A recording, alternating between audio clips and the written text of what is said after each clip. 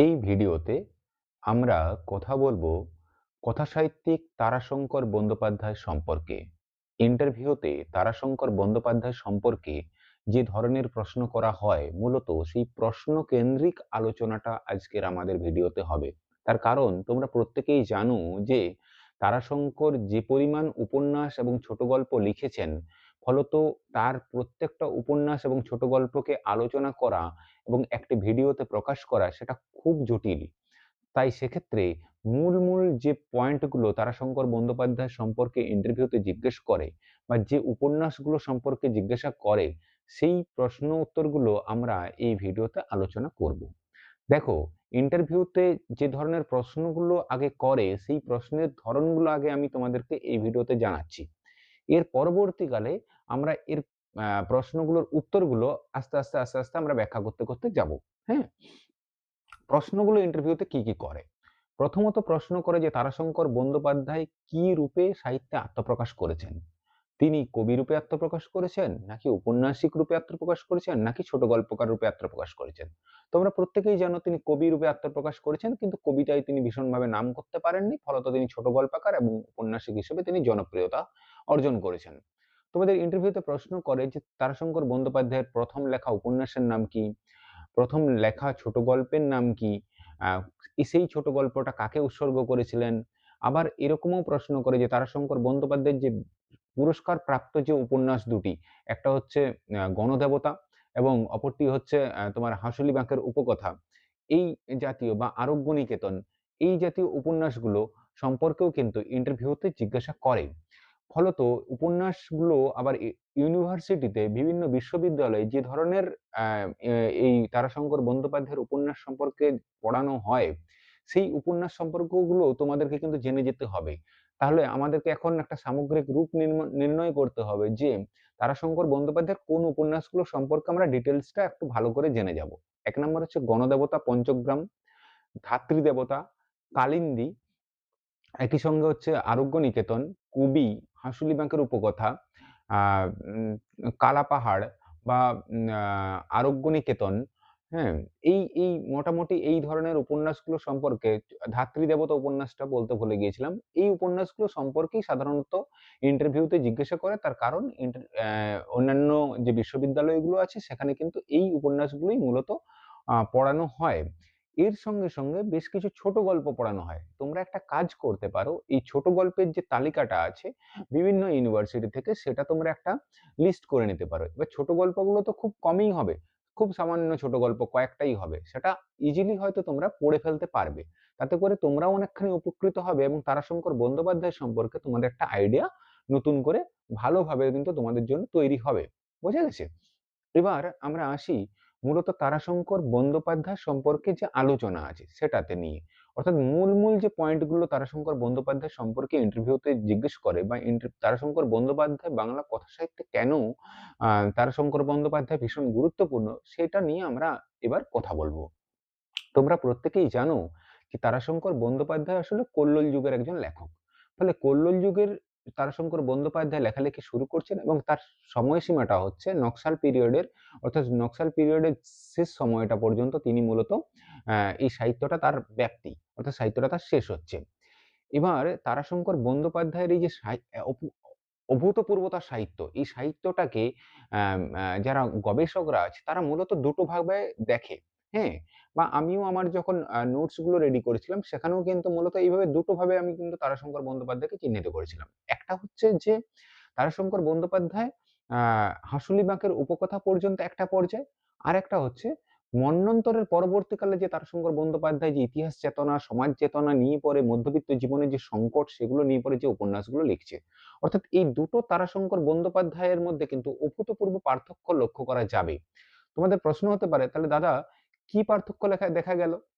হাঁসুলী বাঁকের উপকথার আগেই কিন্তু মন্বন্তর লেখা হচ্ছে ঠিকই, কিন্তু মন্বন্তরের যে গল্প, মন্বন্তরের যে কনসেপ্ট, সেই কনসেপ্টটা কিন্তু তারাশঙ্কর বন্দ্যোপাধ্যায় অনেক বেশি আধুনিক মনস্ক, অনেক বেশি পরিশীলিত এবং অনেক বেশি পরিমিত বোধ নিয়ে পরে উপন্যাস রচনার একটা কৌশল তাকে শিখিয়ে দেওয়া হয়েছিল বা তিনি লালন করেছিলেন সেভাবে।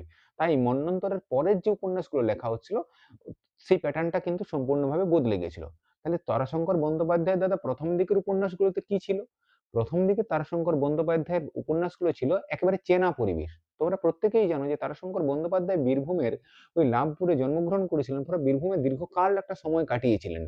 এই যে গ্রামীণ পটভূমি, এর আগে পর্যন্ত পুরো বাংলা সাহিত্যের মধ্যে, সেটা রবীন্দ্রনাথ হতে পারে, বঙ্কিমচন্দ্র হতে পারে, বা অন্যান্য কোনো সাহিত্যিকের মধ্যে গ্রামীণ পটভূমি একটা উপন্যাসের জীবন্ত সৃষ্টি হিসেবে কিন্তু কখনো প্রতিস্থাপিত হয়নি।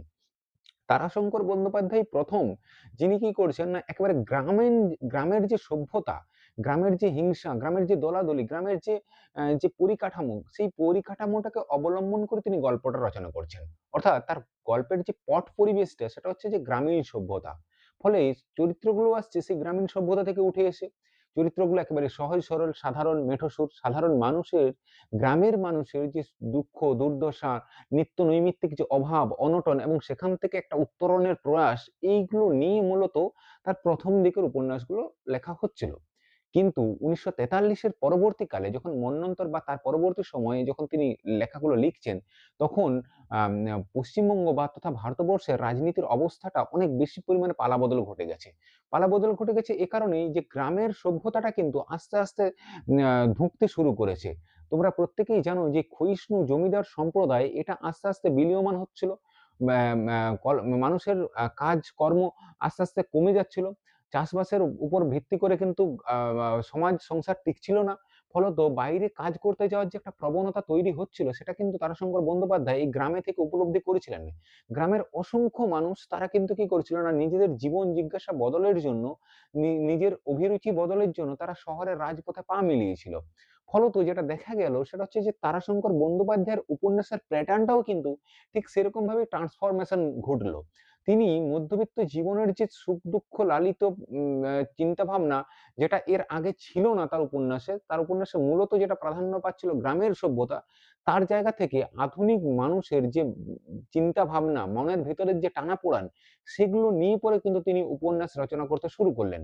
উপন্যাসগুলোর মধ্যে ইনক্লুড হয়ে গেল ইতিহাস চেতনা, সমাজ চেতনা, এবং কি তার সঙ্গে মধ্যবিত্ত সমাজের আর্থিক সংকট, এটা তার উপন্যাসের একটা কেন্দ্রবিন্দুতে এসে দাঁড়িয়ে গেল। তোমরা প্রত্যেকেই জানো যখন সন্দীপন পাঠশালা লিখছে, ঠিক আছে? তখন সন্দীপন পাঠশালায় সীতারামের যে চিন্তাভাবনা, সীতারামের যে আত্মপ্রতিষ্ঠার লড়াই, আসলে সন্দীপন পাঠশালার মধ্য প্রতিস্থাপনের মধ্য দিয়ে সীতারামের যে জীবন জিজ্ঞাসা, সীতারামের যে চিন্তা ভাবনা, সেটার মধ্য দিয়ে আসলে তারাশঙ্কর বন্দ্যোপাধ্যায় এটা দেখাচ্ছেন যে মধ্যবিত্ত জীবনের যে যে পরিবর্তনটা, সেই পরিবর্তনটা তিনি কিন্তু মানে পরিষ্কারভাবে কিন্তু সেখানে প্রতিস্থাপিত করে দিতে পারছেন। স্বভাবতই যেটা হয় সেটা হচ্ছে যে তারাশঙ্কর বন্দ্যোপাধ্যায়ের যে দুটো উপন্যাসের জন্য তারাশঙ্কর বন্দ্যোপাধ্যায় আজীবন ধরে বাংলা সাহিত্যে চিরস্মরণীয় হয়ে থাকবেন, তার মধ্যে অন্যতম হচ্ছে কবি, গণদেবতা এবং তার সঙ্গে হাঁসুলি বাঁকের উপকথা। কবি উপন্যাসের আম আ বেশ কিছু লাইন ইন্টারভিউতে জিজ্ঞাসা করে, যেমন "কালো যদি মন্দ তবে কেশ পাকিলে কাঁদো কেন?" এই যে নিতাই কবিয়ালের এত সুন্দর একটা প্রশ্ন, বা জীবন এত ছোট কেনে, এই নিতাই কবিয়াল সম্পর্কে কথা বলতে গেলে আমাদেরকে মূলত ওই যে ডোম সম্প্রদায়ের মধ্যে আম কবি উপন্যাসের একটা পট নির্মাণ কবি করছেন। এর আগে তারাশঙ্কর বন্দ্যোপাধ্যায়ের উপন্যাসগুলোতে দেখবে তোমরা যে পট, অর্থাৎ যে প্রাকৃতিক পরিবেশটা নির্মাণ করছেন, তার সঙ্গে চরিত্র দুটো একেবারে সমানে সমানে কিন্তু যাচ্ছিল। হ্যাঁ? সমানে সমানে গুরুত্বপূর্ণ পেয়েছে প্রত্যেকটা উপন্যাসে। সেটা তুমি হাঁসুলী বাঁকের উপকথাও দেখতে পারো, গণদেবতাও দেখতে পারো, পঞ্চক্রাম দেখতে পারো, কালিন্দী দেখতে পারো, নাগিনী কন্যার কাহিনী দেখতে পারো, আরোগ্য নিকেতন দেখতে পারো, ধাত্রীদেবতা দেখতে পারো। প্রত্যেকটাতেই কিন্তু দেখা গেছে যে পট এবং ক্যারেক্টার বা চরিত্র, এই দুটোই কিন্তু একসাথে গেছে। কিন্তু কবি উপন্যাসের যে প্যাটার্নটা, এটা কিন্তু তারাশঙ্কর বন্দ্যোপাধ্যায় নতুন নিয়ে এলেন। এই প্যাটার্নটাতে একেবারে তিনি দেখালেন যে ব্যক্তি চিন্তা ভাবনা, সেখানে কিন্তু ব্যক্তি প্রাধান্য পাচ্ছে, সেখানে কোনো পরিবেশ প্রাধান্য পাচ্ছে না, পট প্রাধান্য পাচ্ছে। এখানে ওই ডোম সম্প্রদায়ের মধ্যে নিতাই কবিয়ালের যে ভাবনা চিন্তা, নিতাই কবিয়ালের যে নিজেকে যে উত্তরণ, এই উত্তরণের কথাই কিন্তু তিনি কবি উপন্যাসে বলছেন। কবি উপন্যাসে নিতাইয়ের যে চারিত্রিক যে উন্নতি বা চারিত্রিক যে পরিবর্তন, এই পরিবর্তনের জন্য যে দুটো গুরুত্বপূর্ণ বৈশিষ্ট্য ছিল, একটার নাম হচ্ছে ঠাকুরজি এবং একজন হচ্ছে বসন। এই ঠাকুরজি এবং বসন এরা আসলে নিতাই কবিয়ালের কাছে দুটো রূপকের আকারে প্রকাশিত হয়েছে। এই নিতাই কবিয়ালের কাছে ঠাকুরজি এবং বসন আসলে দুটো পাখির মতো, হ্যাঁ? একটা পাখি সে চিরদিন সংসারের মধ্যে আবদ্ধ থেকেই সে ধুঁকতে ধুঁকতে মরছে। আর একটা পাখি সে চিরদিন সে উড়তে চেষ্টা করছে, কিন্তু কোনোদিন সে নীড় খুঁজে পাচ্ছে না। তার তার কাছে তার নীড়টা কিন্তু অপরিচিত। এই যে দুটো কনসেপ্ট আসলে নিতাই কবিয়ালকে অনেক বেশি পরিমাণে কিন্তু সমৃদ্ধ করেছিল ঠাকুরজি এবং বসন চরিত্র। তোমরা জানো যে ওই নিতাই কবিয়ালের যে দল, বসনের মাসির যে দল ছিল সেখানে আ যে সেই দলের যে তোমার সানাই বাজাতো, ঠিক আছে? সেই সানাই বাদকের যে তোমার সানাই সেটা সবদিন কিন্তু বাজতো না। সেই সানাইটা কবে বাজতো? না, সানাইটা বাজতো যেদিন ললিতার ঘরে কোনো একজন পুরুষ আসতো বা ললিতার ঘরে যখন কোনো অতিথি আসতো তখন সানাইটা ফেনাইয়া, ফেনাইয়া কাঁদিয়া উঠিত। এই যে ট্র্যাজিক একটা মুহূর্ত, এই যে ট্র্যাজিক একটা ভাবনা, ঠিক আছে? উপন্যাসের ছত্রে, ছত্রে আসলে দেখাচ্ছে যে মানুষের জীবনের যে অন্তর্গহনে বাস করার যে চিন্তাভাবনা, আমরা সেই সেই সেই প্রাকৃতিক পরিবেশ থেকে একটা অন্যতম নতুনত্বের পথে যে যাত্রা করছে নিতাই কবিয়াল, তার জীবন পথের পথিক হয়ে পড়ে। এইটা কিন্তু কবি উপন্যাসে ভীষণভাবে গুরুত্বপূর্ণ পেয়েছে। তাই তোমরা যারা কবি উপন্যাস পড়োনি, অবশ্যই কবি উপন্যাস পড়বে। পড়লে পরে এটা বুঝতে পারবে যে নিতাই কবিয়ালের যে স্বপ্ন, নিতাই কবিয়ালের যে চিন্তাভাবনা, সেই চিন্তাভাবনা থেকে নিতাই কবিয়াল কিভাবে আস্তে, আস্তে ধীরে, ধীরে কিন্তু নিতাই কবিয়াল প্রকৃত অর্থে মানব মুক্তির পথে কিন্তু সে এগিয়ে যাচ্ছে। এই যে চরিত্রটাকে বিকশিত করতে গিয়ে পরে তারাশঙ্কর বন্দ্যোপাধ্যায় যেটা করেছে সেটা হচ্ছে যে গ্রামীণ যে পরিবেশ সেটাকে যেমন নিয়ে এসছে, তেমনি ছড়া, কথকতা, পাঁচালী, এই যে উপমাগুলো, এগুলোকে তিনি এত সুন্দরভাবে লৌকিক আঙ্গিকে তিনি এত সুন্দরভাবে প্রতিস্থাপিত করেছেন, যেটা এর আগে অন্যান্য কোনো উপন্যাসিক এটা করে দেখাতে পারেননি। অর্থাৎ তারাশঙ্কর বন্দ্যোপাধ্যায়ের উপন্যাসে যে দেশীয় পদ্ধতিতে গ্রামীণ সমাজের যে লোকাচার উপমাগুলো সুন্দরভাবে প্রতিস্থাপিত হয়েছে, সেটা বঙ্কিমচন্দ্র, রবীন্দ্রনাথ বা শরৎচন্দ্র ইতিপূর্বে কখনো দেখাতে পারেনি। ক্লিয়ার? তাই তারাশঙ্কর বন্দ্যোপাধ্যায়ের কবি উপন্যাস একটা মাস্টারপিস। এবার আসি একই রকম ভাবে আমরা হাঁসুলিকা বাঁকের উপকথা উপন্যাসটা যদি দেখি, সেখানে তোমরা প্রত্যেকেই জানো যে হাঁসুলি বাঁকের উপকথা একটা আঞ্চলিক উপন্যাস। এর আগে পর্যন্ত আঞ্চলিক উপন্যাস সেভাবে কিন্তু বাংলা সাহিত্যে ভীষণভাবে গুরুত্বপূর্ণ পায়নি। আঞ্চলিক উপন্যাস কখন প্রাধান্য পাচ্ছে? না, যখন তারাশঙ্কর বন্দ্যোপাধ্যায় এত সুন্দর একটা সাহিত্য নির্মাণ করছে। হাঁসুলি বাঁকের উপকথার একটা অন্যতম মানে কনফ্লিক্ট বা অন্যতম যুদ্ধ হচ্ছে যে বনোয়ারি লাল বা বনোয়ারি যে ক্যারেক্টারটা আছে, সেই বনোয়ারির সঙ্গে করালির যে একটা দ্বন্দ্ব, করালির যে দুজনের মুখোমুখি যে দ্বন্দ্ব ঘটছে, সেটাই কিন্তু হাঁসুলি বাঁকের উপকথার একটা অন্যতম বৈশিষ্ট্য। বনোয়ারি লাল চায় যে কাহার সম্প্রদায়ের মধ্যে সে যেন একছত্র অধিপতি হয়ে সে বিরাজ করে, কিন্তু এই একছত্র অধিপতি থেকে বেরিয়ে আসার পথ পরিবর্তন করছে করালি। যে সে চায় যে সে যেন সেই দৈত্যকুলে আর আসলে প্রহ্লাদ, সে চায় এই সমস্ত কিছু থেকে ভেঙে আসলে কাহার সম্প্রদায়ের একটা মুক্তির সন্ধানের দিকে তাকে সে নিয়ে যাবে। ফলত যেটা হচ্ছে, বনোয়ারি লালের সঙ্গে করালের একটা একটা ফাটল লক্ষ্য করা যাচ্ছে। দুজনের মধ্যে মুখোমুখি দ্বন্দ্ব লক্ষ্য করা যাচ্ছে এবং এই দ্বন্দ্বটাকে ফুটিয়ে তোলার জন্য সেখানে দেখবে, এটা ইন্টারভিউতে অনেক সময় প্রশ্ন করে যে হাঁসুলি ব্যাংকের উপকথা উপন্যাসে আম অনেকবার বেশি সাপের পরিচয় এসেছে। বারবার ধরে সাপের পরিচয় এসছে। আচ্ছা, এই সাপের পরিচয়টা কি কোনো যুক্তি আছে? তোমাদের কি মনে হয়? করালির যে সর্পদংশনে করালির যে সর্পদংশন ঘটার ফলে এই যে বনোয়ারি লালের মধ্যে যে একটা চিন্তাভাবনার পরিবর্তন ঘটছে এবং বনোয়ারি লালের মধ্যে যে একটা অদ্ভুত পরিবর্তন ঘটছে, এটা কিন্তু ভীষণভাবে গুরুত্বপূর্ণ। তোমরা জানো যে ওই ওই সাপের প্রসঙ্গটা ওই উপন্যাসে বারবার ব্যবহৃত হয়েছে এবং এই সাপ আসলে একটা প্রতীকীর কাজ করেছে। এই প্রতীকটা আসলে মূলত আ আ সাপ আসলে যৌবনের প্রতীক, হ্যাঁ? যৌবনের প্রতীক হিসেবে সাপকে অনেক সময় ধরা হয়। তোমরা জানো কিনা আমার জানা নেই। আবার ওখানে দেখবে যে সাপ দুটো মুখে গেছে। একটা হচ্ছে নদীর প্রতীক, আর একটা হচ্ছে এই অন্ধকারময় যে সমাজ, কাহার সম্প্রদায়ের মধ্যে যে অন্ধকারময় সময়, সেখানে যে গ্রামীণ সভ্যতা যে ডুবে আছে, মানে কাহার সম্প্রদায়ের মানুষেরা যেভাবে ওই অতলতার মধ্যে দিয়ে তাদের ভবিষ্যৎ নিমজ্জমান হয়ে আছে, সেখান থেকে উত্তরণের প্রয়াস হিসেবে, অর্থাৎ এই নিমজ্জমান এটাও একটা সাপের আঙ্গিকে তুলনা করা হয়েছে এবং একই সঙ্গে এখান থেকে যে জীবনের যাত্রাপথটা নদীর মতো করে মোড় নিচ্ছে, করালি শেষ পর্যন্ত দেখবে রেলের কুলি মজুর বা রেল কারখানাতে সে কাজ নিচ্ছে। অর্থাৎ এই যে চরিত্রগুলো আস্তে, আস্তে পরিবর্তন ঘটছে। গ্রামের পরিবেশ থেকে উঠে আসার পর একটা ক্যারেক্টার আস্তে, আস্তে গ্রাম ছেড়ে শহরমুখী হচ্ছে। এটা আসলে তারাশঙ্কর বন্দ্যোপাধ্যায় এটা কিন্তু উপলব্ধি করেছিলেন। যে গ্রামের যে সভ্যতাগুলো আছে, সেই সভ্যতাগুলো আস্তে, আস্তে ভেঙে পড়ছে এবং ভেঙে পড়ার পরে এরা এরা শহরের দিকে মুখোমুখি হচ্ছে। অর্থনৈতিক পরিবেশের কাঠামোর বদলের সাথে সাথে কিন্তু মানুষের চিন্তা ভাবনাগুলোও কিন্তু বদল হচ্ছে, এবং এই চিন্তা ভাবনা বা যুগরুচির বদলের জন্য কিন্তু মানুষের ভিতরের যে বদলটা ঘটছে, এটাও কিন্তু তারাশঙ্কর বন্দ্যোপাধ্যায় এত সুন্দরভাবে পরিস্ফুট করেছেন, যেটা এর আগে অন্যান্য সাহিত্যিকরা করে দেখাতে পারেনি। ফলত হাঁসুলি বাঁকের উপকথার জন্য কিন্তু তারাশঙ্কর বন্দ্যোপাধ্যায়, বিশেষ করে বনোয়ারি চরিত্রের জন্য তারাশঙ্কর বন্দ্যোপাধ্যায় বাংলা সাহিত্যে আজীবন ধরে কিন্তু চিরস্থায়ী আসন দখল করে যাবেন। এরপরে আসি মূলত তোমাদের গণদেবতা উপন্যাসে। দেখো, গণদেবতা উপন্যাস বাংলা সাহিত্যের একটা মাস্টারপিস উপন্যাস। তোমরা প্রত্যেকেই জানো যে এই উপন্যাসটার জন্য তিনি জ্ঞানপীঠ পুরস্কার লাভ করেছিলেন। আসলে এই গণদেবতা আসলে একটা যুগ পরিবেশের পটভূমি তিনি নির্মাণ করছেন। এই যুগ পরিবেশটা অর্থাৎ একটা যে একটা যুগের পরিবর্তন তৈরি করছেন এই গণদেবতা উপন্যাস, হ্যাঁ? দেখবে যে এই যে তোমরা ওখানে পরিষ্কারভাবে বুঝতে পারবে যে তারাশঙ্কর বন্দ্যোপাধ্যায়ের মধ্যে যে ইতিহাস চেতনা, তারাশঙ্কর বন্দ্যোপাধ্যায়ের যে সমাজ চেতনা, তারাশঙ্কর বন্দ্যোপাধ্যায়ের বস্তু জিজ্ঞাসা এত সুন্দরভাবে ওই উপন্যাসটা ছত্রে ছত্রে ফুটে উঠেছে, সেটা কিন্তু একটা অস্বীকার করার জায়গা থাকে না। ওখানে শ্রীহরি পাল বা ছিরু পাল, এই ক্যারেক্টারটা কিভাবে ছিরু ঘোষ, এই যে একটা একটা অদ্ভুত পরিবর্তন, এবং অনিরুদ্ধ এই চরিত্রটা, পদ্মা, এই চরিত্রগুলোর মধ্য দিয়ে তিনি এমনভাবে গ্রামের যে অর্থনৈতিক পরিকাঠামোটাকে একটা একটা যে পরিবর্তন ঘটছে, অর্থাৎ সমকালীন একটা যুগের যে পরিবর্তন ঘটছে, এই যুগের পরিবর্তনটা কিন্তু খুব সুন্দরভাবে একদম একেবারে মানে ইতিহাসের কাঁটায় কাঁটায় তিনি কিন্তু একেবারে লিপিবদ্ধ করে দিয়ে গেছেন যে কিভাবে একটা পরিবর্তন ওখানে লক্ষ্য করা যাচ্ছে। তোমরা এখন দেখছিলে যে তারাশঙ্কর বন্দ্যোপাধ্যায়ের এই চরিত্রগুলো একেবারে চাষিবাসী সম্প্রদায়ের চরিত্র, ঠিক আছে? অনিরুদ্ধ খুব একটা বড় ফ্যামিলি বা এলিট ফ্যামিলি থেকে জন্মগ্রহণ করছে না কিন্তু। অনিরুদ্ধ চাষী ফ্যামিলির থেকেই পরিবার করছে, কিন্তু সেখান থেকে সে কি করছে না, একটা একটা তোমার একটা পরিবর্তন আনার চেষ্টা করছে। দেবু ঘোষের মতন চরিত্র।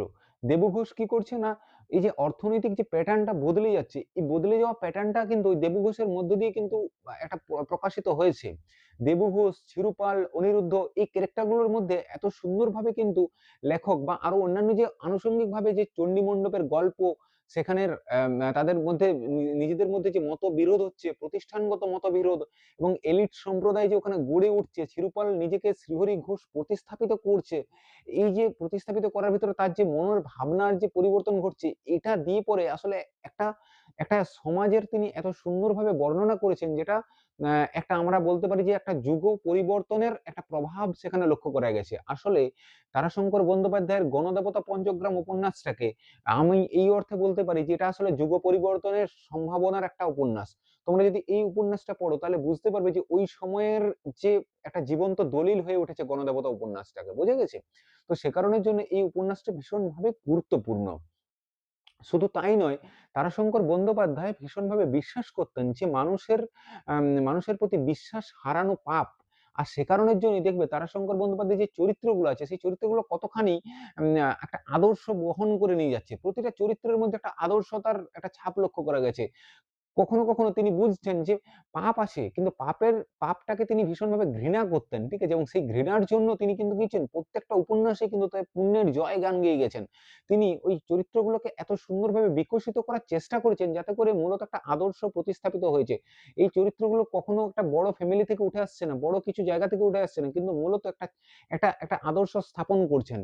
তোমরা যদি দেখতে চাও তাহলে দেখবে যে ধাত্রী দেবতা উপন্যাসের মধ্য দিয়ে লেখক তারাশঙ্কর বন্দ্যোপাধ্যায় কিভাবে শিবনাথের যে পরিবর্তন লক্ষ্য করা গেছে, শিবনাথের যে স্ত্রীর সঙ্গে তার মনোমালিন্য, শিবনাথের যে পিসিমার তার জীবনের ভূমিকা, এবং শিবনাথের যে দেশকে চেনার পদ্ধতি, আসলে বঙ্কিমচন্দ্রের আনন্দমঠ, রবীন্দ্রনাথ ঠাকুরের গোরা, এবং তারাশঙ্কর বন্দ্যোপাধ্যায়ের ধাত্রী দেবতায় এই যে পরিবর্তনটা, এই পরিবর্তনটা তোমরা পরিষ্কারভাবে দেখতে পাবে। তারাশঙ্কর বন্দ্যোপাধ্যায় আসলে তিনি দেশকে দেখার যে একটা একটা একটা একটা চিন্তা ভাবনা নিয়েছিলেন, গান্ধীবাদী ভাবনা, গান্ধীবাদী যে পটভূমি, সেই গান্ধীবাদী পটভূমির মধ্য দিয়ে লেখকের যে দেশকে দেখার একটা পদ্ধতি, সেই দেশকে দেখার পদ্ধতিও কিন্তু শিবনাথ করে ক্যারেক্টারটার মধ্য দিয়ে কিন্তু তিনি তুলে ধরছেন। এই যে জমিদার সম্প্রদায়, শিবনাথ একটা জমিদার সম্প্রদায়ের ক্যারেক্টারটিকে কিন্তু শিবনাথ যেভাবে নিজেকে লালন করছেন নিজের ভিতর দিয়ে পড়ে, এবং শিবনাথের ভিতরে এই যে দেশকে চেনার জন্য তার স্ত্রীর সঙ্গে মনোমালিন্য এবং সমস্ত কিছুর সঙ্গে তার একটা দ্বন্দ্ব লক্ষ্য করা গেছে প্রতি মুহূর্তে মুহূর্তে। সেই দ্বন্দ্বটাকে কিন্তু মূলত তারাশঙ্কর বন্দ্যোপাধ্যায় একটা অভূতপূর্বভাবে কিন্তু প্রতিস্থাপিত করেছেন তার ধাত্রী দেবতা উপন্যাসের মধ্য দিয়ে। তো সে কারণের জন্য বলবো যে এই চরিত্রগুলো আসলে তারাশঙ্কর বন্দ্যোপাধ্যায় ভীষণভাবে গুরুত্বপূর্ণভাবে আ আ ফুটিয়ে তুলেছেন। তোমরা আরোগ্য নিকেতন উপন্যাসটার দিকে তাকাবে, তাহলেও সেখানে দেখবে যে এই যে জীবন দত্ত ক্যারেক্টারটা, আসলে জীবন দত্ত এই যে আয়ুর্বেদ চিকিৎসা চর্চার সঙ্গে যে তোমার কি বলবো যে বর্তমান যে চিকিৎসা পদ্ধতি, এই চিকিৎসা পদ্ধতির যে মত পার্থক্য হচ্ছে এবং তার ফলবর্তীকালে লেখকের যে চিন্তা ভাবনা, সেটাও কিন্তু তোমরা ওই আরোগ্য নিকেতন উপন্যাসে পরিষ্কারভাবে দেখতে পাবে। ফলত প্রত্যেকটা তারাশঙ্কর বন্দ্যোপাধ্যায়ের অনেকগুলো উপন্যাস সম্পর্কে যদি আমরা কথা বলতে চাই, তাহলে অনেক অনেক কথা বলা যায়। হ্যাঁ, তো সেক্ষেত্রে আমরা না করে আমরা এবার আমাদের বলা উচিত যে তারাশঙ্কর বন্দ্যোপাধ্যায়ের বাংলা সাহিত্যে মূলত তিনি কি নতুন কিছু নিয়ে এলেন, বাংলা সাহিত্যে এর আগে পর্যন্ত যেগুলো ছিল না সেগুলোর ক্ষেত্রে তারাশঙ্কর বন্দ্যোপাধ্যায় কি নতুন নিয়ে এসেছিলেন। তারাশঙ্কর তার লেখার মাধ্যমে গ্রাম জীবনকে তিনি ফুটিয়ে তুলছেন। কোন গ্রাম জীবন? শরৎচন্দ্র চট্টোপাধ্যায়ের যে গ্রামীণ যে দলাদলি আছে সেই গ্রাম জীবন না, তিনি গ্রামীণ সভ্যতার একটা একেবারে পটভূমিটাই তুলে ধরছেন। গ্রামীণ সভ্যতার এত সুন্দরভাবে পটভূমিটা তৈরি করেছেন, যে পটভূমিটা আসলে একটা নতুন ভাবে প্রতিস্থাপিত হচ্ছে। সেখানে গ্রামকে কেন্দ্র করে যে একটা কাঠামো তৈরি হয়, সেই রকম ভাবে কাঠামোটা নির্মাণ করছেন। চরিত্রগুলো সেই গ্রামীণ সভ্যতা থেকে উঠে আসা চরিত্র হচ্ছে, এবং গ্রামীণ সভ্যতায় টিকতে না পারা এবং টিকতে না পারার জন্য তারা শহরের কুলি মজুর বা শহরের যে কয়লা শ্রমিকের বা কখনো রেলের ক্যানভাসারের কাজ নিচ্ছে, এইরকম ভাবে চরিত্রগুলো প্রতিস্থাপিত হয়েছে। আসলে তারাশঙ্কর বন্দ্যোপাধ্যায় গ্রামকে ভীষণভাবে সামনে থেকে দেখেছেন, তাই গ্রামের চরিত্রগুলোকে তিনি এত সুন্দরভাবে ফুটিয়ে তুলেছেন, গ্রামের দৃশ্যগুলোকে ফুটিয়ে তুলেছেন, যেগুলো বাংলা সাহিত্যে এর আগে পর্যন্ত দেখা যায়নি। তারাশঙ্কর বন্দ্যোপাধ্যায়ের চরিত্রগুলো ফুটে উঠছে একেবারে অন্তজ শ্রেণীর ক্যারেক্টারের মধ্য দিয়ে। ফলত এর আগে বাংলা সাহিত্যে রবীন্দ্রনাথ বঙ্কিমচন্দ্র কিন্তু এই অন্তজ শ্রেণীর চরিত্র কিন্তু এর আগে দেখা যায়নি। ফলত তিনি মূলত এই যে আঞ্চলিকতার মধ্যে দিয়ে দেশকে সন্ধান করা, আঞ্চলিকতার মধ্যে দিয়ে দেশকে প্রতিস্থাপিত করা, এটা তারাশঙ্কর বন্দ্যোপাধ্যায় তার উপন্যাসগুলোর মধ্যে কিন্তু মূলত তিনি করার চেষ্টা করেছেন। শুধু তাই নয়, এই তারাশঙ্কর বন্দ্যোপাধ্যায় তার উপন্যাসে তোমরা দেখবে যে সেখানে ছড়া, কথকথা, গাজন ইত্যাদির পরিচয় ছত্রে ছত্রে রয়েছে, এবং তিনি লোকসংস্কার, উপমা এগুলোকে এত সুন্দরভাবে প্রতিস্থাপিত করেছেন। আসলে একটা অঞ্চলকে প্রাধান্য দিতে গিয়ে পরে অঞ্চলকে কনসেপ্ট, অঞ্চলকে নিয়ে পরে এর আগে যে একটা উপন্যাস লেখা যায় এবং একটা উপন্যাসকে একটা আদর্শ মর্যাদায় নিয়ে যাওয়া যায়, এর আগে বাংলা সাহিত্যে কিন্তু আমরা দেখতে পাইনি। ফলত একটা আদর্শ উপন্যাস তৈরি করার ক্ষেত্রে একটা অঞ্চল যে কতখানি গুরুত্বপূর্ণ, সেটা কিন্তু তারাশঙ্কর বন্দ্যোপাধ্যায় তার আঞ্চলিক উপন্যাস হাঁসুলী-বাঁকের উপকথা বা অন্যান্য উপন্যাসগুলোর ক্ষেত্রেও কিন্তু তিনি মূলত এটা দেখিয়ে দিতে পেরেছেন। ফলত আমরা বলতে পারি যে তারাশঙ্কর বন্দ্যোপাধ্যায় বাংলা সাহিত্যে অনেক কিছুই তিনি মূলত নিয়ে আসার চেষ্টা করেছিলেন। ১ নাম্বার ধনতন্ত্রের সঙ্গে যে জমিদারতন্ত্রের যে আ সমস্যা, সেই সমস্যার কথা তিনি ছত্রে ছত্রে বর্ণনা করে গেছেন।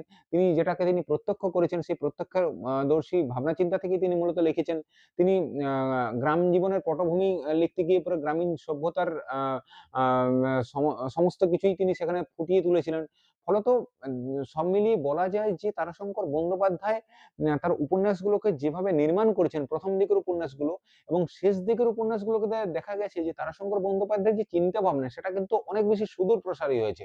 তোমরা শেষের দিকে দীপার প্রেম বা তোমরা যদি ওই ইতিহাস কেন্দ্রিক যে উপন্যাসগুলো আছে তারাশঙ্কর বন্দ্যোপাধ্যায়ের, ওই তোমার কালাপাহাড়, হ্যাঁ? আ এই জাতীয় সুতপার তপস্যা, এই জাতীয় উপন্যাসগুলোকে যদি তোমরা দেখো, তাহলে তোমরা সেখানে দেখবে যে তারাশঙ্কর বন্দ্যোপাধ্যায়ের যে পরিবর্তনটা, অর্থাৎ একটা শিল্পী মন সে আস্তে আস্তে ক্রমবিকশিত ভাবনা চিন্তার মধ্য দিয়ে তার ভিতরের যে অনুরণন হচ্ছে, সমাজ জিজ্ঞাসা সম্পর্কে যে তার ভাবনা চিন্তা বিকশিত হচ্ছে, সেই বিকশিতটা তিনি লেখনীর আকারে কি সুন্দরভাবে প্রতিস্থাপিত করছেন। ফলত তোমরা ইন্টারভিউতে যাওয়ার আগে মূলত এই পুরো বিষয়টা একটু ভালো করে জেনে যাও। তারাশঙ্কর বন্দ্যোপাধ্যায়ের সম্পর্কে যদি একটু ভালো করে পড়াশোনা করলেও করতে পারো, তো সেইটা নিয়ে পড়াশোনা করে যাও। আশা করি ভালো হবে। প্রত্যেকে ভালো থেকো। ভিডিওটা অনেক বেশি বড় হয়ে যাচ্ছে। সে কারণের জন্য মূলত আমাকে আলোচনাটাকে সংক্ষিপ্ত করতে হলো। তার কারণ আরো অনেক কিছু কথা বলার ছিল এই বিষয়গুলোকে নিয়ে বলতে গিয়ে পরে।